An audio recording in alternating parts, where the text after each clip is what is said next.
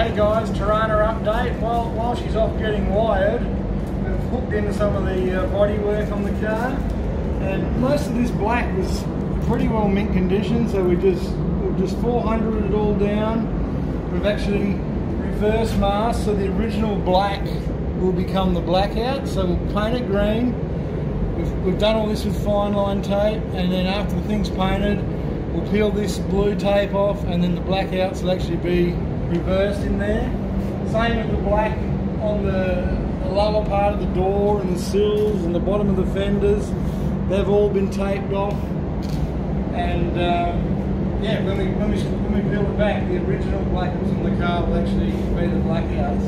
We're gonna whack a bit of like a lime coloured base on these black bits, because the primer covers really well with this colour, but on black this colour it'll take too many coats to cover, so we'll put a bit of a lime colour down to cover up the black, and then we'll put 3 coats of direct gloss Barbados green on there. So we've got tack rag here, we've prep soled it a couple of times, and this tack rag just gets all the lint off any little bits of lint that are on the panel, even on your masking. Just give it a rub over. Some guys will wear like a paper suit, but you know, we've gone for full concrete as safety gear for this job. I mean, at the end of the day, we're just dumb concreters. We just dabble in a bit of stuff, so hey, what can go wrong?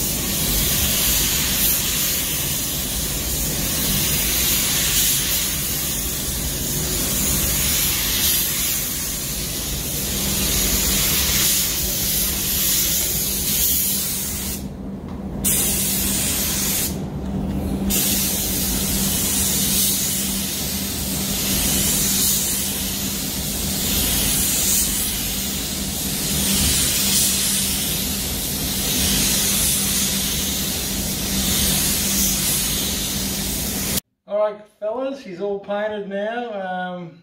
Like, don't try this at home, eh? Like, it's you should wear masks and overalls when you're doing this sort of stuff, but us old blokes, we don't really worry about that type of stuff. But she's all licked up, come up really nice. That's the deck, there's the boot lid. The spill plates are over there. We did the backside of those the day before, and taped them up, flipped them over. That's just the easier way instead of putting them on a stand for me. So they turned out good. Now this is all unmasked here, and you can see what we were talking about. So the black is lower than the green, and that's just by using the original black paint that was on the car.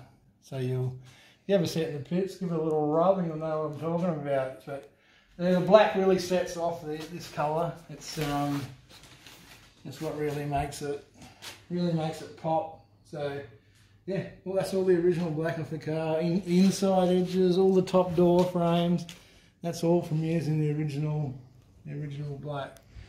And we could have primed all this and got all the little tiny cracks out of the fiberglass, because the fiberglass are renowned for little crazy cracks and stuff.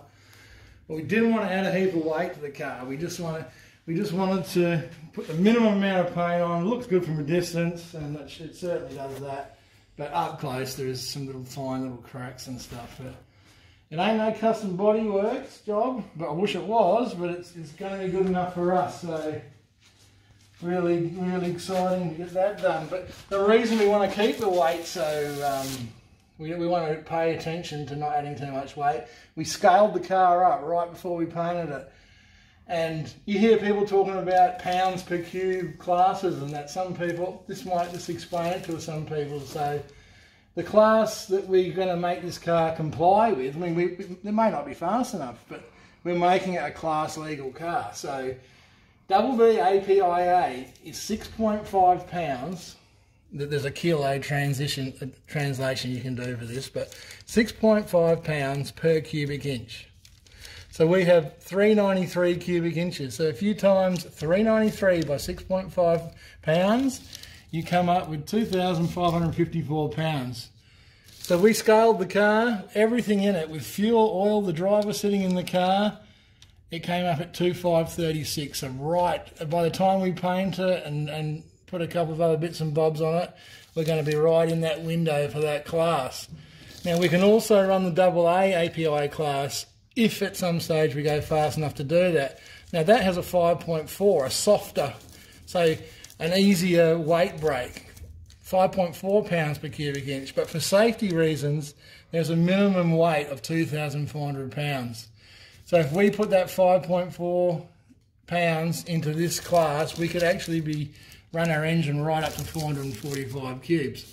There's no need to run that many cubes, but that just gives you the example of how the classes work, pounds per cubic inch. That's how it all works. So when the car ran as a blown car in double B gas, it was 2,450 pounds with the driver. So we scaled ours up without the driver, and now it's a turbo car, and we put a 50-pound battery in it because we knew we were trying to get to this target weight. But it came in very similar weight to the blown car, so that's interesting. That you don't actually save a lot of weight. We got a 45-pound odd battery in the car, so it may have been 50 pounds lighter. But the car, if we ever get to the stage where we're quick enough, the car is going to be spot on weight.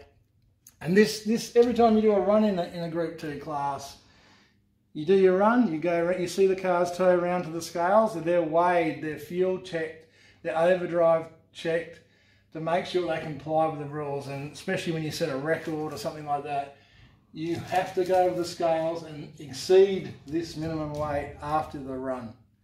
So that's why we're pretty hell-bent on not adding too much weight to the car, because we're pretty cool for that class. Cool bananas.